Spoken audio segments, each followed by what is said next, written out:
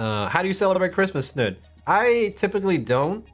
Um, like, I'm not a very religious guy, first of all. But like, Christmas isn't really like tied to religion in Sweden either. Like, everyone still celebrates Christmas in Sweden. I'm just lame. Just like, it's not really a big event for me. Sometimes I'll hang out with my dad or whatever, but it's not a. I see some of my family, I guess. But that's it.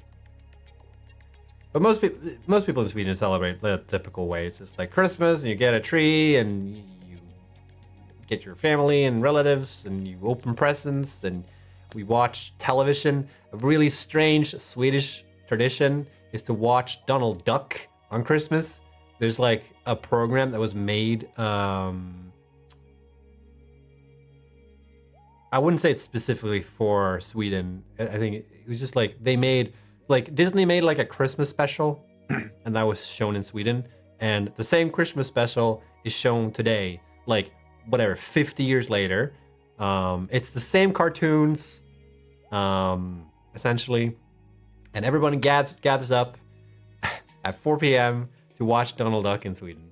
It's very interesting. And this is broadcast on television, so yeah. It's very interesting. And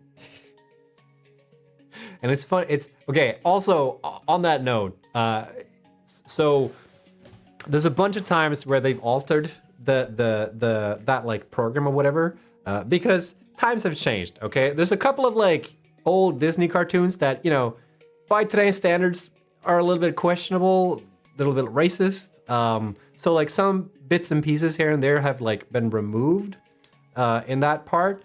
But there's one really funny, and this is a Facebook group, I believe, that started it off. But there's really funny thing that also, there's like a,